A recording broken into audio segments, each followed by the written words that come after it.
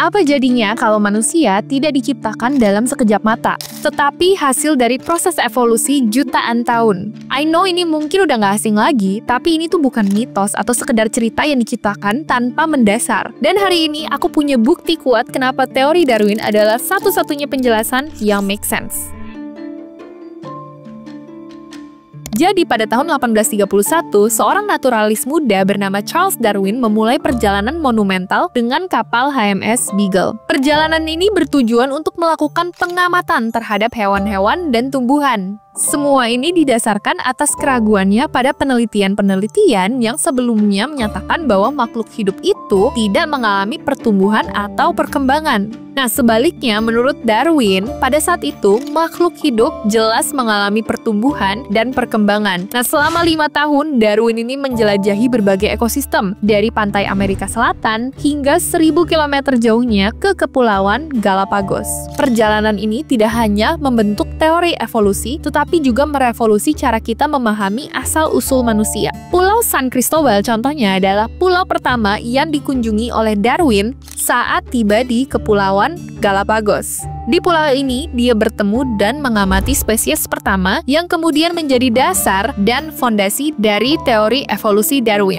San Cristobal Mockingbird, di mana burung ini terlihat berbeda-beda dari suatu pulau ke pulau lainnya. Di satu pulau, dia melihat mockingbird yang mirip dengan yang ada di Amerika Serikat. Tetapi di pulau lainnya ada juga mockingbird yang berbeda. Ada tanda di sekitar tubuhnya yang gelap, garis putih di sayapnya, dan yang paling mencolok adalah paruhnya yang lebih panjang. Nah, Darwin juga mengamati burung finch dengan paruh yang berbeda-beda, tergantung dengan makanannya dan tempat tinggalnya. Ternyata Darwin tidak hanya menggali soal teori seleksi alam, tapi dia juga menemui teori evolusi manusia. Darwin mengatakan bahwa perkembangan makhluk hidup itu sudah melalui proses yang amat sangat panjang. Sudah banyak juga peristiwa yang dilewati demi mempertahankan hidup manusia. Dan sampai kita tiba di manusia modern pertama, yaitu Homo sapiens, muncul di Afrika sekitar 300.000 tahun yang lalu. Homo sapiens membawa perubahan signifikan sampai kehidupan kita saat ini. Ini adalah dasar ilmiah yang menjelaskan perjalanan manusia dari primata sederhana menjadi makhluk cerdas yang mendominasi bumi saat ini.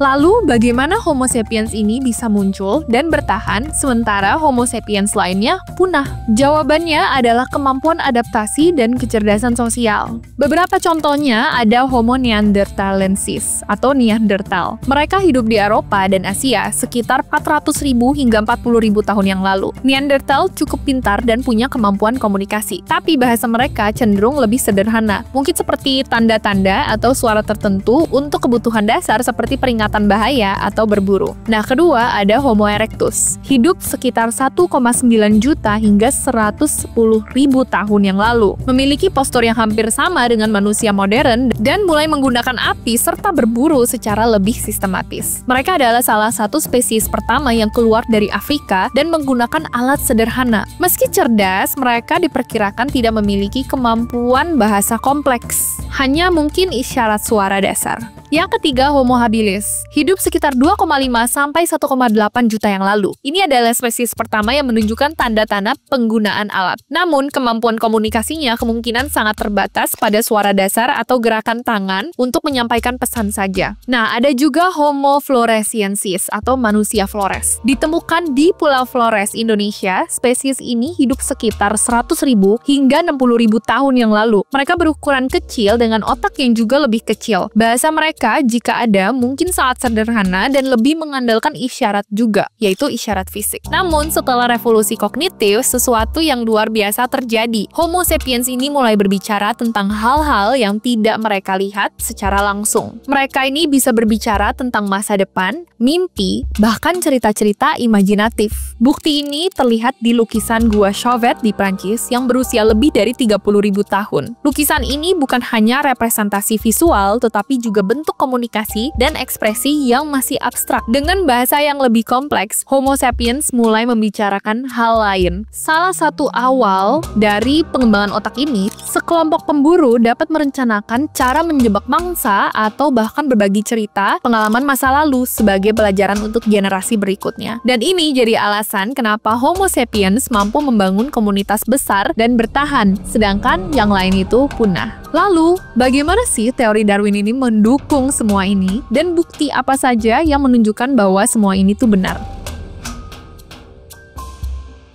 Charles Darwin pernah menulis, "It is not the strongest of the species that survive, nor the most intelligent, but the one most adaptable to change."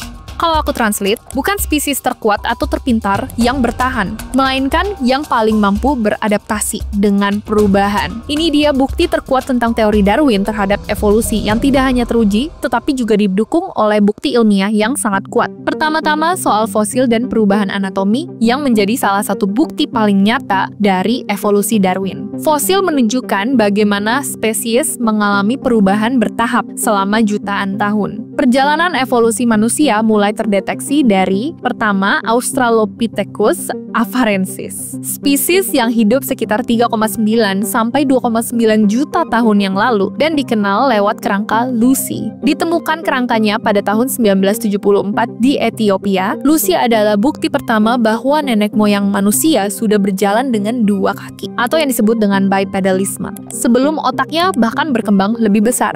Menurut kalian, kali ini manusia itu masih berevolusi atau sudah stop evolusi? Banyak yang mengira evolusi ini hanya terjadi di masa lalu, tetapi kenyataannya kita bisa melihatnya terjadi sekarang dalam kehidupan sehari-hari. Jadi jawabannya adalah yes, kita masih berevolusi. Contohnya, manusia modern mulai mengalami resistensi terhadap antibiotik. Setiap kali antibiotik digunakan secara berlebihan, hanya bakteri yang memiliki mutasi kebal yang akan bertahan dan berkembang biak. Ini adalah eleksi alam dalam skala mikro. Contohnya adalah bakteri Staphylococcus yang berkembang menjadi MRSA, strain yang kebal terhadap berbagai antibiotik. Kemudian kita juga ada evolusi warna kulit. Warna kulit manusia bervariasi tergantung pada paparan sinar matahari selama ribuan tahun. Populasi yang hidup di daerah tropis memiliki kulit lebih gelap untuk melindungi diri dari radiasi UV. Sementara mereka yang hidup di daerah utara berevolusi dengan kulit lebih terang untuk menyerap lebih banyak vitamin D. Nah, ketiga nih, udah pasti hasil evolusi, lactose intolerant. Sebagian besar mamalia seperti kita kehilangan kemampuan mencerna susu setelah disapi. Namun, pada populasi manusia yang mulai beternak sekitar 10.000 tahun yang lalu, mutasi terjadi yang memungkinkan orang dewasa tetap bisa mencerna laktosa. Ini terjadi terutama pada populasi Eropa dan beberapa wilayah Afrika. Dengan bukti dari fosil genetika dan perubahan evolusi yang masih terjadi saat ini, dan bahkan cara kita duduk, postur kita, jari-jari kita itu nantinya akan mempengaruhi terhadap evolusi kita di depan. Dengan bukti dari fosil, genetika, dan perubahan evolusi yang masih terjadi hingga saat ini, teori Darwin tetap menjadi teori paling kuat menurut aku, karena bisa menjelaskan dengan baik bagaimana kehidupan berkembang di bumi ini.